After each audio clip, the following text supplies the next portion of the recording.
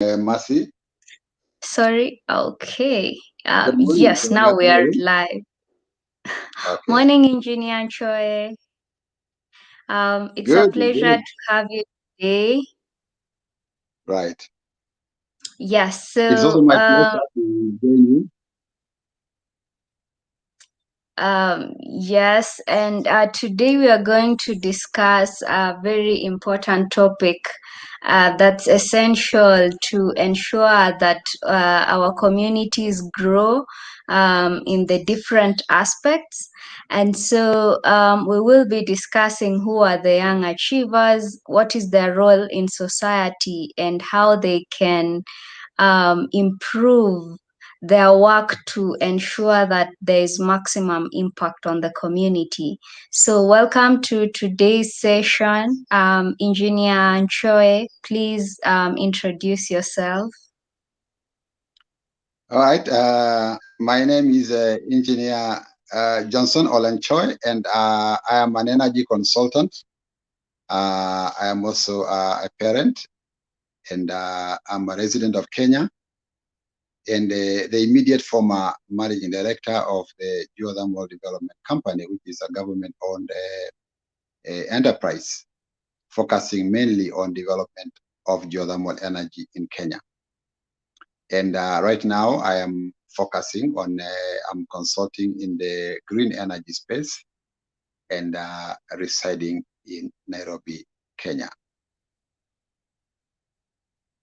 Thank you, Engineer. It's really an honor to have you today to discuss this important topic. And as you usually highlight, what drives the young achievers to make change? And what do you feel is their role in the community in driving the journey towards achieving sustainable impact?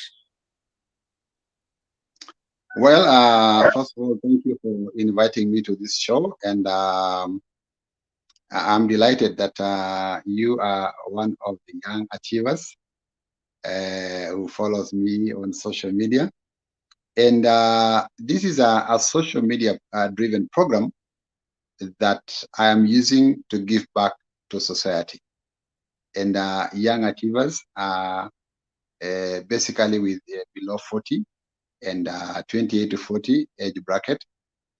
These are people who are putting a foundation upon their lives.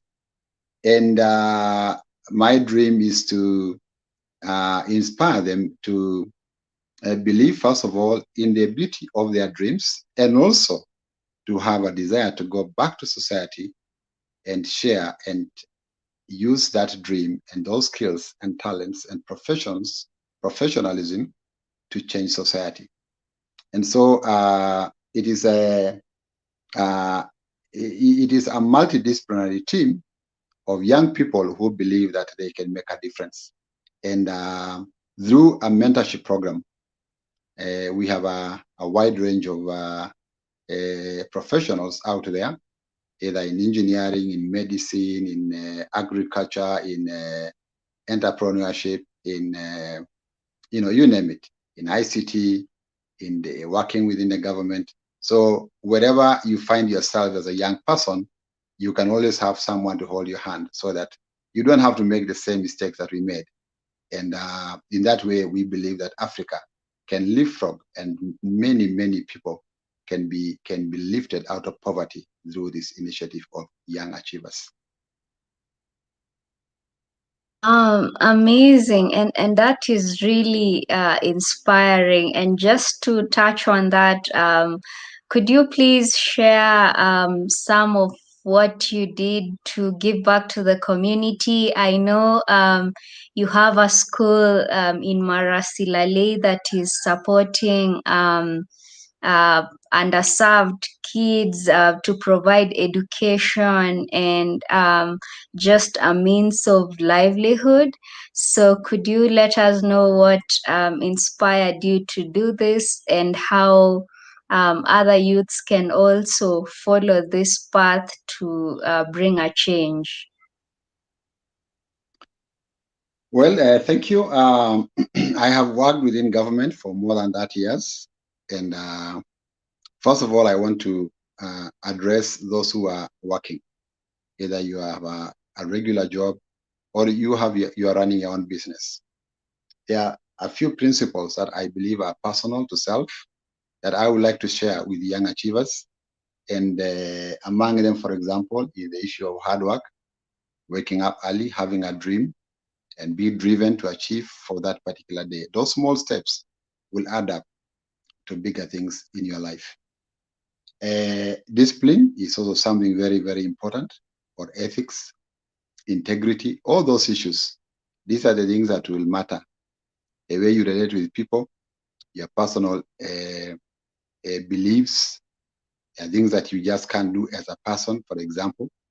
And one of the mottos of young achievers is the fact that they must ascribe to these principles.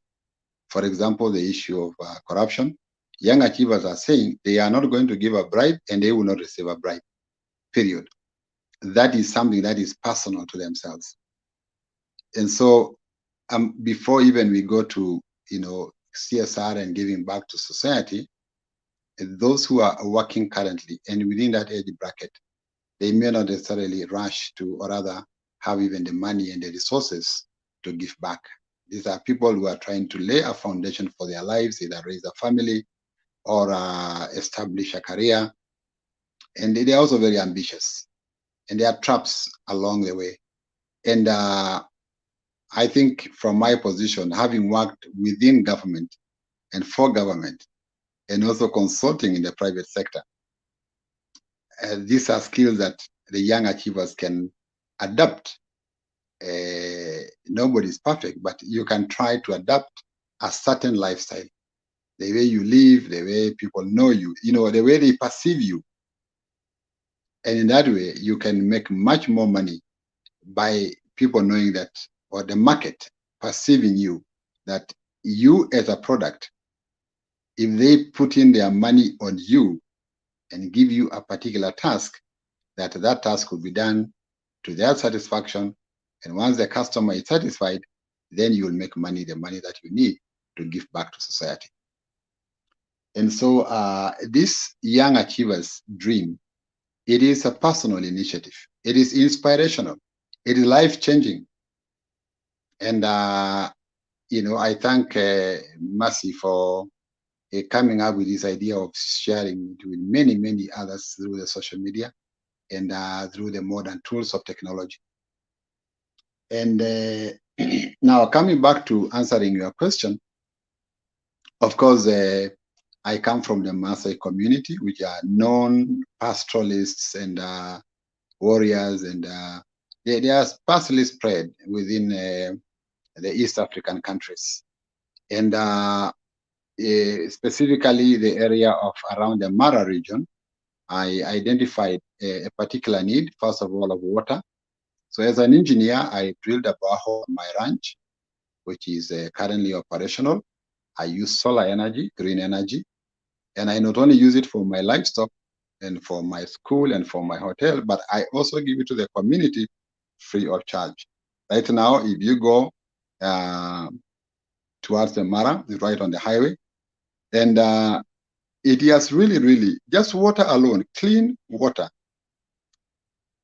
I have seen a great transformation for the last 2 years now within that community. The running costs are almost zero because I use solar, and I've put a tap for the community and their livestock. And you can see even in terms of the health for the children, the kids, the waterborne diseases are virtually gone.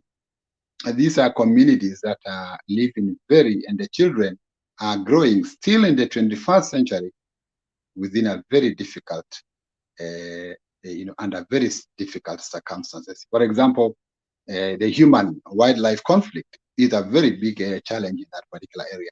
And all the areas around the Mara area, or Amboseli, or Savo, you find that the animals are straying, and the water ponds or the dams that are being made by the government or the NGOs, the animals end up sharing this with the people and their livestock.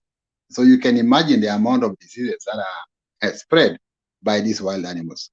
And so I have seen that, well, it might not solve a big problem, but the step towards a great journey starts with one step. So that was one of the areas that I tried to achieve or to solve a problem in my own small way. And this can be replicated. It doesn't cost much. It can be replicated in many, many areas. And I know Engineer Mercy, you also participated in such a program to try to solve a water problem for community using modern skills, using technology. And then I also noticed that these kids, the nearest school was about 10 kilometers away. So by the time, especially the girl child goes to school, they are already 9, 10 years. By the time they're 11 or 12, the father is already saying this girl is too big and are starting to have the girl going for early marriages. And so, and of course, the kids are also discouraged because they have grown too big at home because of the wild animals. And so, Mara Silali Academy was born, where, of course, we purchased land, and currently we're in the process of building. We now have about 200 kids, and we also have other partners who have come up to say, yes, we think that is a very good idea, and keeping children in school, it is a very big, I mean, I am an engineer. I grew up in that pastoral community and became an electrical engineer through hard work. And because someone also came to my village and built a school. So I find myself indebted to replicate a similar vision and building a modern school for those boys and girls. And I also want to say that for now, they pay a minimum fee, for example, of 200 shillings per month. So it's really, just to make sure that the parents feel that they are also participating. All other costs are met by Engineer Ole Nchoe and family. Thank you. Thank you for sharing that. And yes, it's really inspiring to see how you have given back to the community and how you continue to do so. Indeed, technology is a powerful tool towards ensuring that we bring about change. And in your case, for example, as you have mentioned, the solar powered boreholes to bring water. And just to go on the broader aspect of technology and knowledge sharing, and this is actually what we are on right now. How can young achievers take advantage of technology to boost their marketing, be more visible, and reach an even wider crowd? Of course, as I told you, I usually get inspired by your posts on social media, and that's why I thought this a very important topic to highlight. Yes. Yes, I first of all, as part of my CV or background, I served as a general manager for ICT in Kenya Power for a period of 12 years, among my other, achievements. And so, in terms of technology, technology alone, and I think Kenya is a leader in Africa. If you look at products like M-Pesa, it is really, I mean, it's just revolutionary. The impact, both socially and economically, that this product and many others, just to give an example, have impacted upon society and our economy are commendable. And so I believe that the power of technology, whether it is social media or otherwise, in marketing and networking cannot be ignored.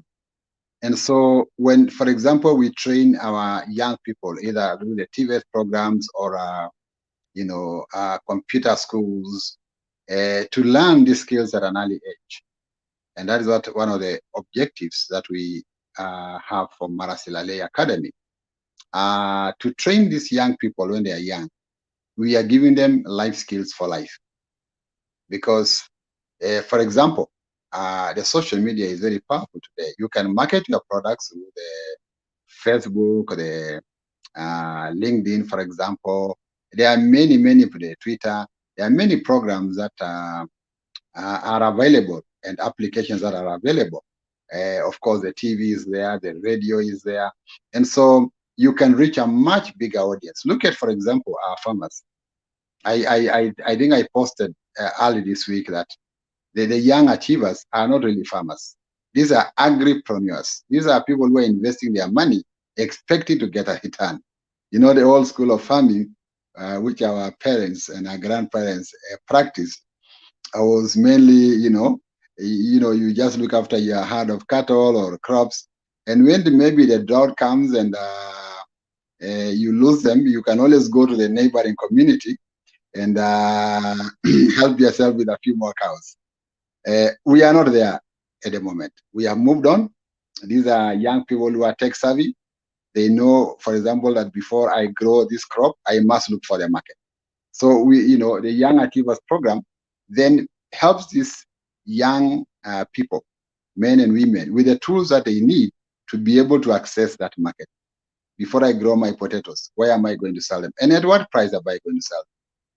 Before I grow my maize, before the tea, I think tea, for example, could be in another class because there's a lot of maybe government control.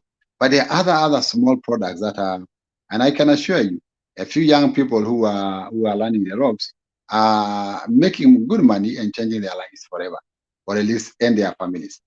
And so this is the concept that through technology, we can bring within a very short time the skills that Africa requires, the skills that Kenya requires to inspire and to improve the lives of our people.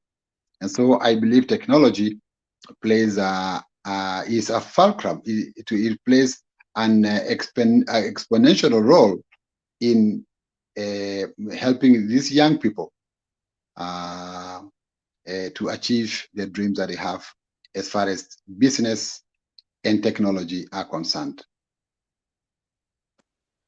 Yes, indeed, and thank you for sharing that. I believe that really uh, technology will improve and is actually improving so many lives, especially in communities that do not have access to markets. It's providing them an avenue to do so. And so, as we head to our next point on mentorship, I believe mentorship is very key for young achievers. It's essential to have a mentor who always guides you and advises you on what choices or on what paths you would take. So, what would you highlight is the importance of mentoring, and how do you feel it will make much more change in our communities? Thank you very much, Mercy. First of all, mentorship for young achievers is actually the key. It is one of the foundations of my vision that many professionals who have already either completed their term.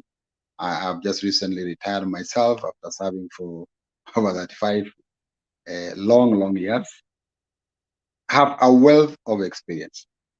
And as I said before, even in African culture, the young people were always mentored. They were not left on their own. And I felt that there are many young people who have very good intentions, but they make great mistakes that affect their lives for many years to come because they do not have someone to hold their hand. And this is a free service. We don't charge anything. And so we try to match people. If you are in finance, for example, my vision is to link up with a few friends that I know who are, right now we have about 200 people who follow me on this program as young achievers. And we try to, match them to their respective careers and professions. And so this is very important. Even in companies, in big corporates, this is a concept that I have used as a managing director of a large government organization to mentor. That's why they have what you call internship. It's a similar concept. When you finish university, you go for internship on the particular career path that you want to follow. But I believe this program should go for many more years. It should not just be for 6 months or and thereabout. Because now when you start working, that is where the rubber meets the road.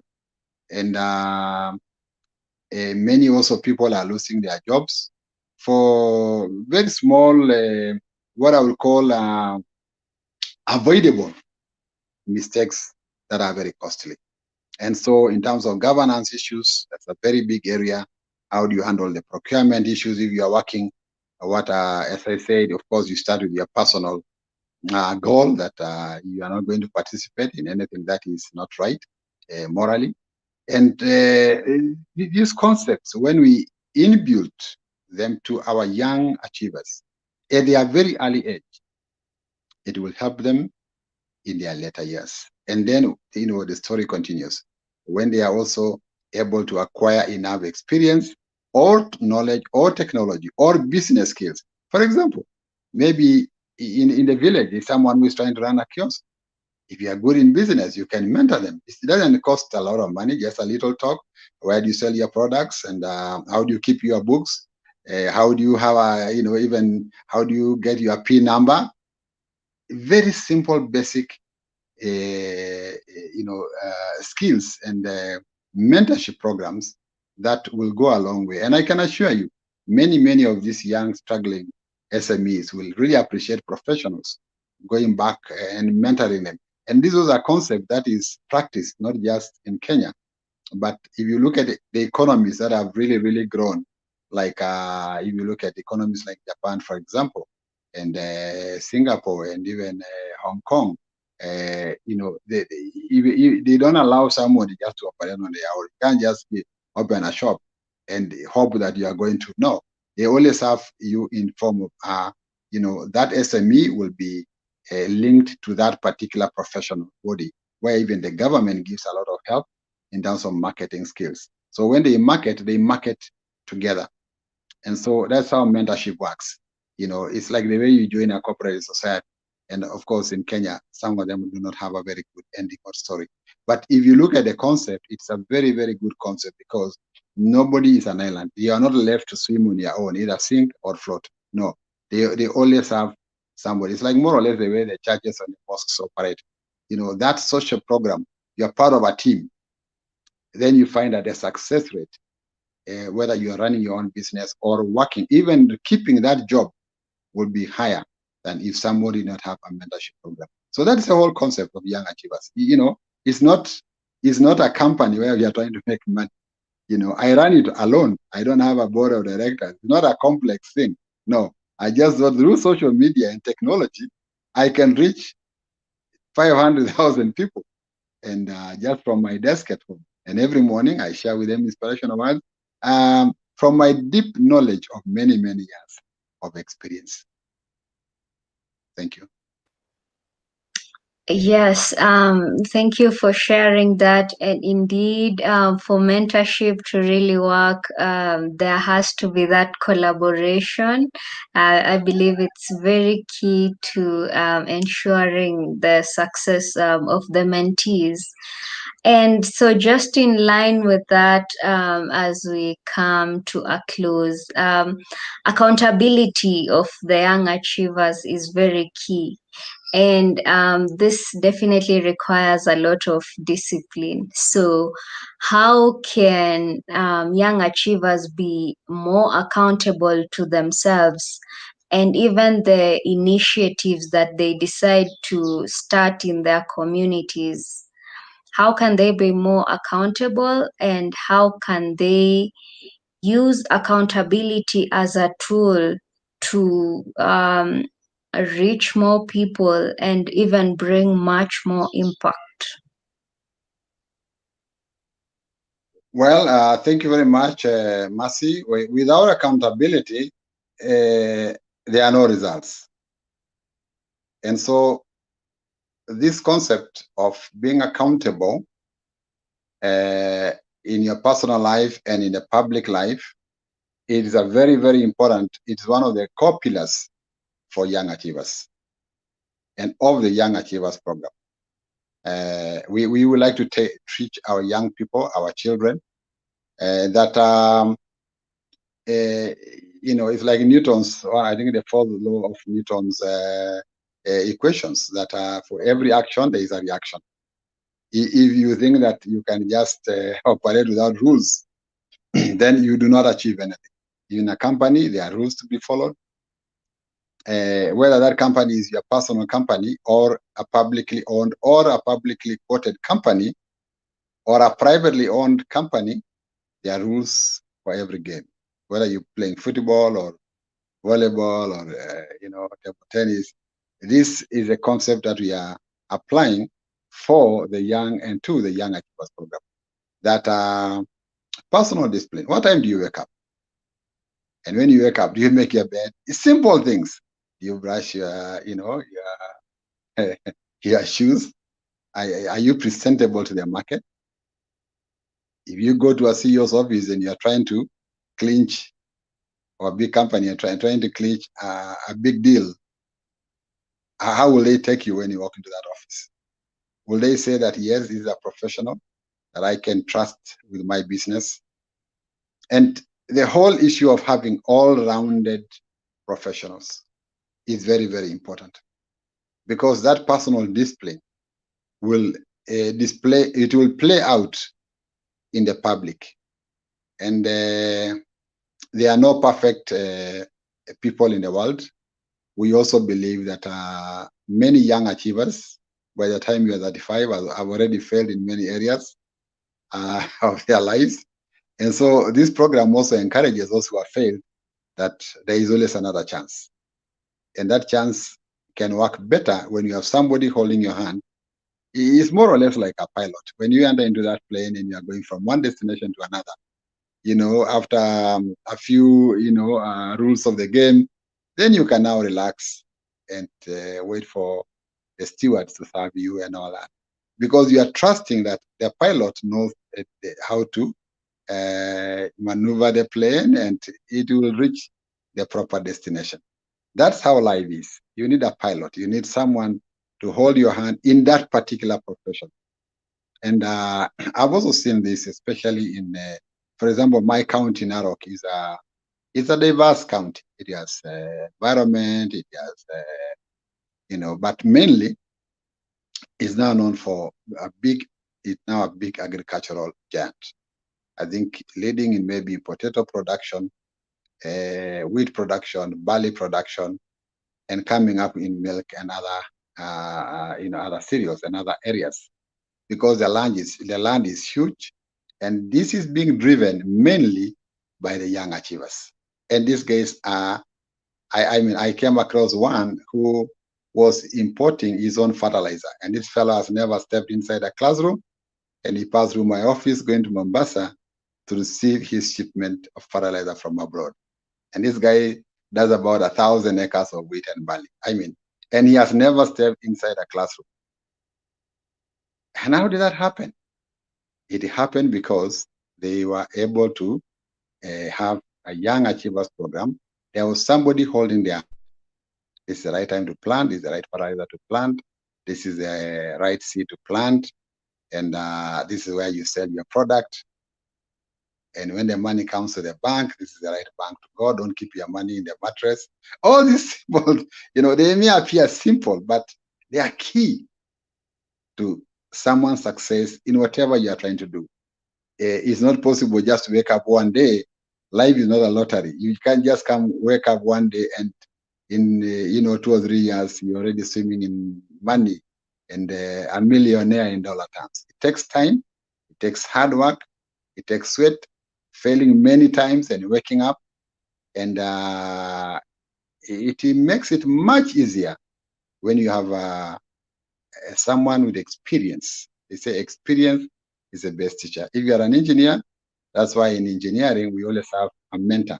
Not really a mentor, but a senior engineer who will sign off the work of the junior engineers. If you are building a building, there's a class of license that you also get so that you do not, that building, for example, may not collapse in future and people lose their lives. It's exactly the same thing in life. You need somebody senior always in that particular profession, or let me call them more experienced, to hold your hand in this journey of life. And that is the concept of Young Achievers. It's across Kenya, it's across the world. I have people logging in normally from Washington, D.C., and from some from China, who follow my updates on a regular basis. And it gives me a lot of joy. And let me also add, Mercy, that of course, since you are working with a smart village, it's a great concept, and I want to commend you for that, because using your skills to change lives and giving back to community is also part of life. Is a great concept, and it will go a long way in also honing your skills and sharpening your skills in the international world, in the international market, because we are not just looking at Kenya. I mean, I have personally worked in West Africa as a consultant, and right now I'm an energy consultant, consulting for many parts of Africa. So we are looking at Kenya as just a springboard, that this small concept like Smart Village, for example, can be rolled out across many, many African countries. And the Young Achievers are going to do us proud. We believe in the future of our dreams, and we also believe in the concept of helping others also achieve their dreams. Thank you very much. Thank you, Engineer Nchoe. That was very inspirational. I really have no more words to add. I believe our audience is also listening to learn and hoping that together we will be able to make a change, because also just by giving back to the community, as you have said, is very essential to ensure that more people can get the opportunities that we were also exposed to. So we are coming to the end of the session. Thank you very much, Engineer Choi, for your time. Yes, we look forward to another time when we will go perhaps technical and talk about much more engineering. But until then, thank you for your time today. And to the audience, if you have any questions, please drop them in the comments and we will get back to you. We hope this has been an insightful session. Thank you, Thank and you. bye. Bye.